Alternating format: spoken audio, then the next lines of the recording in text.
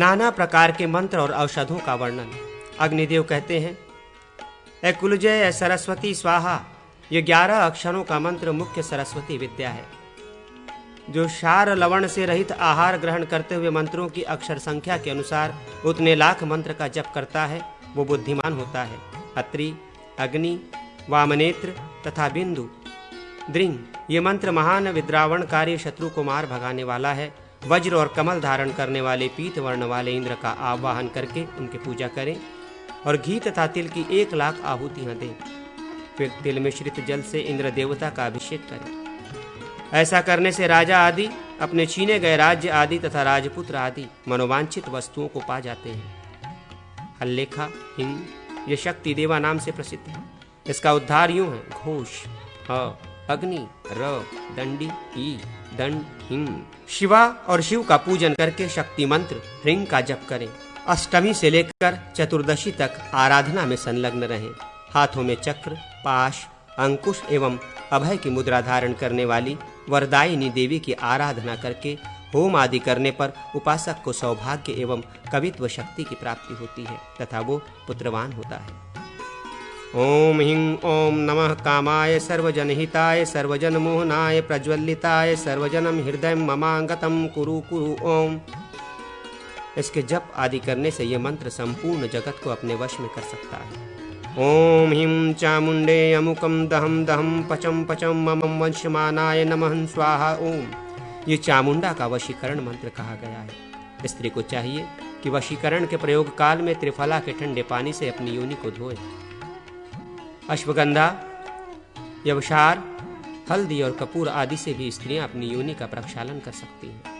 पिपली के 8 तंदूल, काली मिर्च के 20 दाने और भटकैया के रस का योनि में लेप करने से उस स्त्री का पति आमरण उसके वश में रहता है। कटीर मूल, त्रिकटु, सोंठ, मिर्च और पीपल का लेप भी उसी तरह लाभदायक होता है। हीम, कैथन का रस, मागधी पीपली, मूलहटी और मधु, इनके लेप का प्रयोग दंपत्ति के लिए कल्याणकारी होता है। शक्कर मिला हुआ कदम्ब रस और मधु इसका योनि में लेप करने से भी वशीकरण होता है। सहदेई, महालक्ष्मी, पुत्रजीवी, कृतांजलि, लज्जावती, इन सब का चूर्ण बनाकर सिर पर डाला जाए तो यह लोक के लिए उत्तम वशीकरण का साधन है।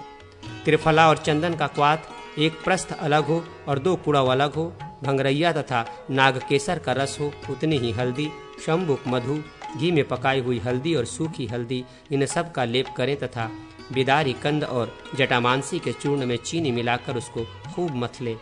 फिर दूध के साथ प्रतिदिन पिएं। ऐसा करने वाला पुरुष सैकड़ों स्त्रियों के साथ सहवास की शक्ति प्राप्त कर लेता है। गुप्ता, उड़द, तिल, चावल, इन सब का चूर्ण बनाकर दूध और मिश्री मिलाएं। पीपल, बांस और कुश की जड़, वैष्णवी और श्री नामक औषधि की जड़ तथा दुर्वा और अश्वगंधा का मूल, इन सब को पुत्र की इच्छा रखने वाली नारी दूध के साथ पिए। कौंती, लक्ष्मी, शिवा और धात्री, आंवले का बीज, लोघ्र और वट के अंकुर को स्त्री ऋतुकाल में घी और दूध के साथ पिए। इससे उसको पुत्र की प्राप्ति होती है। पुत्रार्थिनी नारी श्री नामक औषध की जड़ और वट के अंकुर को दूध के साथ पिए। श्री वटांकुर और देवी, इनके रस का नस से लें और पिए भी। श्री और कमल की जड़ को, अश्वस्थ और उत्तर के मूल को दूध के साथ पिए। कपास के फल और पल्लव को दूध में पीसकर तरल बनाकर पिए। अपामार्ग के नूतन पुष्पाग्र को भैंस के दूध के साथ पिए। उपर्युक्त 5.5 श्लोकों में पुत्र प्राप्ति के 4 योग बताए गए हैं। यदि स्त्री का गर्भ गलित हो जाता हो, उसे शक्कर, कमल के फूल, कमल गट्ठा, लोध, चंदन और सरिवा लता, इनको चावल के पानी में पीस कर दें या लाजा, यष्टि, मूलहटी, सीता, मिश्री, दाक्षरा, मधु और घी, इन सब का औलेहन बनाकर वो स्त्री चाटे। आटरूप, अड़ूसा, कलांगली, काकमाची, शिफा, जटामांसी, इन सब का नाभि के नीचे पीसकर छाप दे तो स्त्री सुखपूर्वक प्रसव कर सकती है। लाल और सफेद जवा कुसुम, लाल चीता और हिंग पत्री पिए। केसर, भटकटैया की जड़, गोपी, षष्ठी, साठी का तृण और उत्पल, इनको बकरी के दूध में पीसकर तैल मिलाकर खाए तो सिर में बाल उगते हैं। अगर सिर के बाल झड़ रहे हों तो वो इनको रोकने का उपाय है। आंवला और भंगरैया का 1 सेर तैल, 1 आढ़क दूध, षष्ठी और अंजन का 1 पल तैल, ये सब सिर के बाल, नेत्र और सिर के लिए हितकारक होते हैं। हल्दी, राजवृक्ष की छाल, चिंचा, इमली का बीज, नमक, लोध और पीली खारी, ये गौओं के पेट फूलने की बीमारी को तत्काल रोक देते हैं। ये गो समुदाय की रक्षा का मंत्र है। घंटा कर्ण महासेन वीर बड़े बलवान कहे गए हैं। वे जगदीश्वर महामारी का नाश करने वाले हैं, अतः मेरी रक्षा करें। ये दोनों श्लोक और मंत्र गोरक्षक हैं, इनको लिखकर घर पर टांग देना चाहिए। अष्टाक्षर मंत्र तथा उसकी न्यासादि विधि। जब चंद्रमा जन्म नक्षत्र पर हो और सूर्य 7वीं राशि पर हो तो उसे पुषा का काल समझना चाहिए। उस समय श्वास की परीक्षा करें। जिसके कंठ और ओष्ठ अपने स्थान से चलित हो रहे हों, जिसकी नाक टेढ़ी हो गई हो और जीभ काली पड़ गई हो, उसका जीवन अधिक से अधिक 7 दिन और रह सकता है। तार ओम मेष न विष म दंती ओ दीर्घ स्वर युक्त न तथा र नारा यणा रस य, ये भगवान विष्णु का अष्टाक्षर मंत्र ओम नमो नारायणाय है। इसका अंगन्यास इस प्रकार है। क्रुद्धोल्लकाय स्वाहा हृदयाय नमः, महल्लुकाय स्वाहा शीर्षे स्वाहा, विरोल्लकाय स्वाहा शिखाय वषट, धुल्लकाय स्वाहा कवचाय हम, सहस्रोकाल्य स्वाहा अस्त्राय फट। इन मंत्रों को क्रमशः पढ़ते हुए हृदय, सिर, शिखा, दोनों भुजा तथा संपूर्ण दिग्भाग में न्यास करें। कनिष्ठा से लेकर कनिष्ठा तक 8 अंगुलियों के तीनों पर्वों में अष्टाक्षर मंत्र से पृथक पृथक 8 अक्षरों को प्रणव तथा नमः से संपुटित करके बोलते हुए अंगुष्ठ के अग्रभाग से उसका क्रमशः न्यास करें। तर्जनी में मध्यमा से युक्त, अंगुष्ठ में, करतल में तथा पुनः अंगुष्ठ में प्रणव का न्यास उत्तार कहलाता है। अतः पूर्वोक्त न्यास के पश्चात बीजोत्तार न्यास करें। अष्टाक्षर मंत्र के वर्णों का रंग यूं समझें। आदि के 5 अक्षर क्रमशः रक्त, गौर, धूम्र, हरित और सुवर्णमय कांति वाले हैं तथा अंतिम 3 वर्ण श्वेत हैं। इस रूप में इन वर्णों की भावना करके इनका क्रमशः न्यास करना चाहिए। न्यास के स्थान हैं हृदय, मुख, नेत्र, मूर्धा, चरण, तालु, गुहा तथा हस्त आदि। हाथों में और अंगों में बीजन्यास करके फिर अंग न्यास करें। जैसे अपने शरीर में न्यास किया जाता है उसी तरह देव विग्रह में भी करना चाहिए, किंतु देव शरीर में करन्यास नहीं किया जाता है।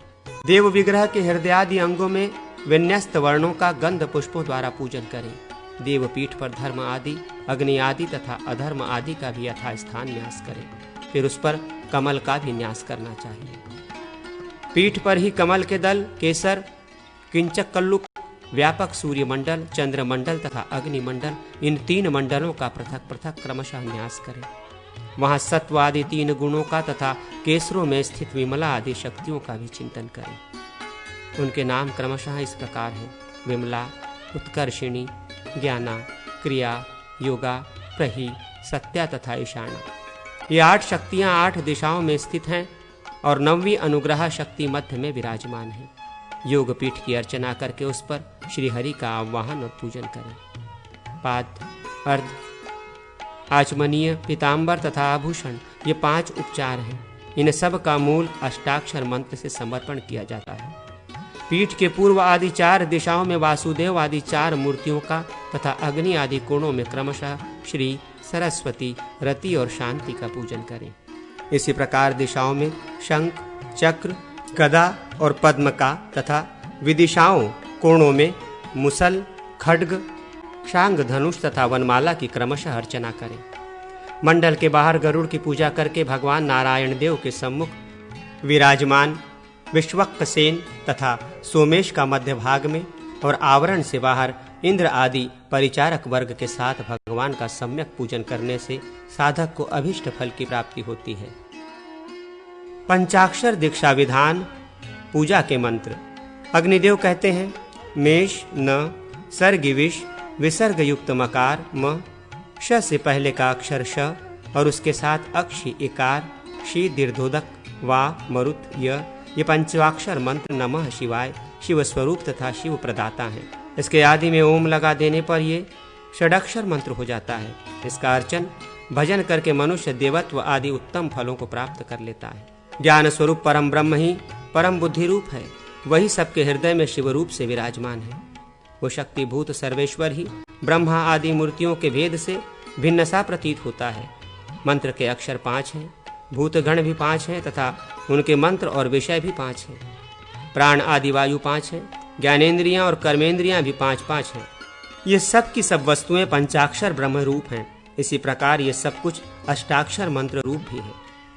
दीक्षा का स्थान का मंत्रोच्चारण पूर्वक पंचगव्य से प्रोक्षण करें, फिर वहां समस्त आवश्यक सामग्री का संग्रह करके विधि पूर्वक शिव की पूजा करें। तत्पश्चात मूल मंत्र, इष्ट मूर्त संबंधी मंत्र तथा अंग संबंधी मंत्रों द्वारा अक्षत छींटते हुए भूतापसारण पूर्वक रक्षात्मक क्रिया संपादित करें। फिर दूध में चरु पकाकर उसके 3 भाग करें। उनमें से एक भाग तो इष्ट देवता को निवेदित कर दें, दूसरे भाग की आहुति दें और तीसरा शिष्य सहित स्वयं ग्रहण करें। फिर आचमन एवं सकलीकरण करके आचार्य शिष्य को हृदय मंत्र से अभिमंत्रित एवं दंत धावन दें। जो दूध वाले वृक्ष आदि का काष्ठ हो, उससे दांतों का शोधन करके उसे चीर कर उसके द्वारा जीभ साफ करने के बाद धोकर पृथ्वी पर फेंक दें। यदि पूर्व दिशा में फेंकने पर वो दंत काष्ठ उत्तर या पश्चिम दिशा की ओर जाकर गिरे तो शुभ होता है, अन्यथा अशुभ होता है। पुनः अपने सम्मुख आते हुए शिष्य को शिखाबंध के द्वारा रक्षित करके ज्ञानी गुरु वेदी पर उनके साथ कुश के बिस्तर पर सो जाए। शिष्य सोते समय रात में जो स्वप्न देखे उसे प्रातःकाल अपने गुरु को सुनावे। यदि स्वप्न शुभ एवं सिद्धि सूचक हुए हों तो उनसे मंत्र तथा इष्ट देव के प्रति भक्ति बढ़ती है। तत्पश्चात पुनः मंडलार्चन करना चाहिए। सर्वतोभद्र आदि मंडल पहले बताए गए हैं, उन्हीं में से किसी एक का पूजन करना चाहिए। पूजित हुआ मंडल संपूर्ण सिद्धियों का दाता है। पहले स्नान और आचमन करके मंत्रोच्चारण पूर्वक देह में मिट्टी लगाएं, फिर पूर्ववत कल्पित शिव तीर्थ में साधक अघमर्षण मंत्र के जप पूर्वक स्नान करें। फिर विद्वान पुरुष हस्ताभिषेक हाथों की शुद्धि करके पूजा गृह में प्रवेश करें। मूल मंत्र से योग पीठ पर कमलासन का न्यास चिंतन करें। मूल से ही पूरक, कुंभक तथा रेचक प्राणायाम करें। सुषुम्ना नाड़ी के मार्ग से जीवात्मा को ऊपर ब्रह्मरंध्र रही स्थित सहस्त्रार चक्र में ले जाकर परमात्मा में योजित स्थापित कर दें। सिर से लेकर शिखा पर्यंत जो 12 अंगुल विस्तृत स्थान है वही ब्रह्मरंध्र है। उसी में स्थित परमात्मा के भीतर जीव को हंस सोहनम इस मंत्र द्वारा संयोजित करने के पश्चात ये चिंतन करे कि संपूर्ण भूतों के तत्व बीज रूप से अपने अपने कारण में संहार क्रम से विलीन हो गए हैं। इस प्रकार प्रकृति पर्यंत समस्त तत्वों का परमात्मा में लय हो गया है। तदनंतर वायु बीज यकार के द्वारा वायु को प्रकट करके उसके द्वारा अपने शरीर को सुखा दें। इसके बाद अग्नि बीज रकार से अग्नि प्रकट करके उसके द्वारा उस समस्त शुष्क शरीर को जलाकर भस्म कर दें।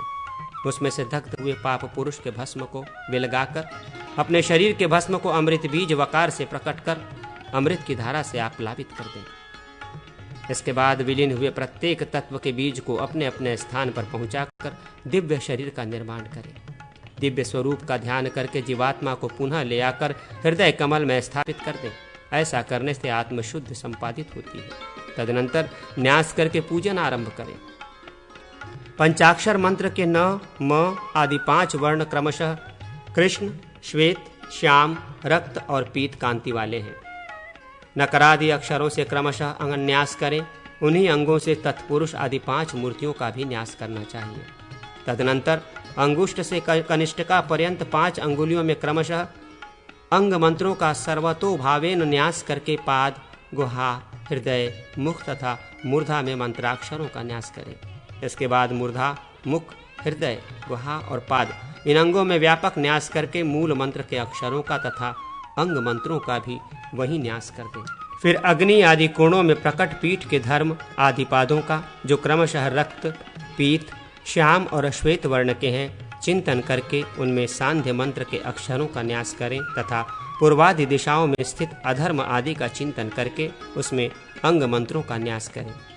इस प्रकार योग पीठ का चिंतन करके उसके ऊपर अष्टदल कमल का और सूर्य मंडल, सोम मंडल तथा अग्नि मंडल इन 3 मंडलों का एवं सत्वादि गुणों का चिंतन करें।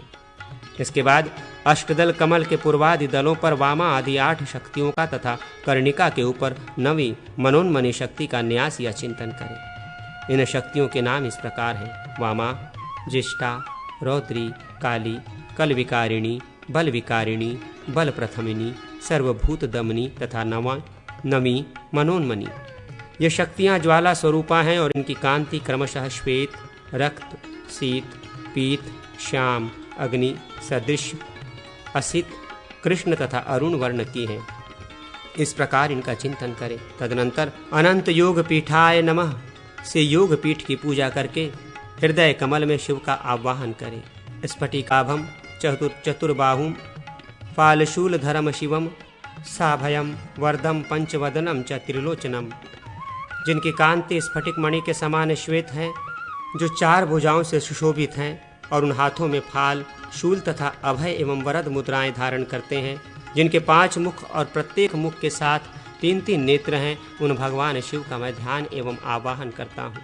इसके बाद कमल दलों में तत्पुरुषादि पंचमूर्तियों की स्थापना करें, यथा नमः तत्पुरुषाय नमः पूर्वे, मम अघोराय नमः दक्षिणे, शिं सदोजाताय नमः पश्चिमे, वामदेवाय नमः उत्तरे, यह ईशानाय नमः ईशान्य। तत्पुरुष चतुर्भुज हैं, उनका वर्ण श्वेत है, उनका स्थान कमल के पूर्ववर्ती दल में है। अघोर के 8 भुजाएं हैं और उनकी अंग कांति असित श्याम है। इनका स्थान दक्षिण दल में है। सदोजात के 4 मुख और 4 ही भुजाएं हैं, उनका पीत वर्ण है और स्थान पश्चिम दल में है। वामदेव विग्रह देवी पार्वती के साथ विलसित होता है, उनके भी मुख तथा भुजाएं 4-4 ही हैं। कांति अरुण है, इनका स्थान उत्तरवर्ती कमल दल में है। ईशान के 5 मुख हैं, वे ईशान दल में स्थित हैं, उनका वर्ण गौर है तथा वे सब कुछ देने वाले हैं। तत्पश्चात इष्ट देव के अंगों का यथोचित पूजन करें, फिर अनंत, सूक्ष्म, सिद्धेश्वर अथवा शिवोत्तम और एक नेत्र का पूर्वादि दिशाओं में नाम मंत्र से पूजन करें। एक रुद्र, त्रिनेत्र, श्रीकंठ तथा शिखंडी का ईशान आदि कोणों में पूजन करें। ये सब के सब विद्वेश्वर हैं और कमल इनका आसन है। इनकी अंग कांति क्रमशः श्वेत, पीत, शीत, रक्त, धूम्र, रक्त, अरुण और नील है। ये सभी चतुर्भुज हैं और 4 ध्वज, गदा, शूल, चक्र और पद्म का पूजन करें। इस प्रकार 6 आवरण सहित इष्ट देवता की पूजा करके गुरु अधिवासित शिष्य को पंचगव्य पान कराए, फिर आचमन कर लेने पर उनका प्रोक्षण करें। इसके बाद नेत्रांत अर्थात नूतन शुक्ल वस्त्र की पट्टी से नेत्र मंत्र वौषट का उच्चारण करते हुए गुरु शिष्य के नेत्रों को बांध दे। फिर उस शिष्य को मंडप के दक्षिण द्वार में प्रवेश कराए। वहां आसन आदि या कुश पर बैठे हुए शिष्य का गुरु शोधन करे। पूर्वोक्त रीति से शरीर आदि 5 भौतिक तत्वों का क्रमशः संहार करके शिष्य का परमात्मा में लय किया जाए। फिर सृष्टि मार्ग में देशिक शिष्य का पुनरुत्पादन करें। इसके बाद उस शिष्य के दिव्य शरीर में न्यास करके उसे प्रदीक्षण क्रम से पश्चिम द्वार पर लाकर उसके द्वारा पुष्पांजलि का क्षेपण कराए। जिस देवता के ऊपर वे फूल गिरे उसके नाम को आदि में रखते हुए शिष्य के नाम का निर्देश करें। तत्पश्चात नेत्र का बंधन खोलकर यज्ञ भूमि के पार्श्व भाग में सुंदर नाभि और मेखला से युक्त खुदे हुए कुंड में शिवाग्नि को प्रकट कराकर स्वयं उसका पूजन करके फिर शिष्य से भी उसकी अर्चना कराए। फिर ध्यान द्वारा आत्म सदृश शिष्य को संहार क्रम से अपने में लीन करके पुनः उसका सृष्टि क्रम से उत्पादन करें। तदनंतर उसके हाथ में अभिमंत्रित कुश दे और हृदयादि मंत्रों द्वारा पृथ्वी आदि तत्वों के लिए आहुति प्रदान करें। पृथ्वी, जल, तेज और वायु, इनमें से प्रत्येक के लिए इनके नाम मंत्र से 100 आहुतियां देकर आकाश तत्व के लिए मूल मंत्र ओम नमः शिवाय से आहुतियां दे, 100 आहुतियां दे। इस प्रकार हवन करके उसकी पूर्णाहुति करे। फिर अस्त्र मंत्र फट का उच्चारण करके 8 आहुतियां दे। तत्पश्चात विशेष शुद्धि के लिए प्रायश्चित होम या गोदान करे। अभिमंत्रित कलश का पूजन कर पीठ स्थित शिष्य का अभिषेक करे। फिर गुरु शिष्य को समयाचार सिखावे। शिष्य स्वर्ण मुद्रा आदि के द्वारा अपने गुरु का पूजन करे। इस प्रकार यहाँ शिव पंचाक्षर मंत्र की दीक्षा बताई गई। इसी तरह विष्णु आदि देवताओं के मंत्रों की भी दीक्षा दी जाती है। 55 विष्णु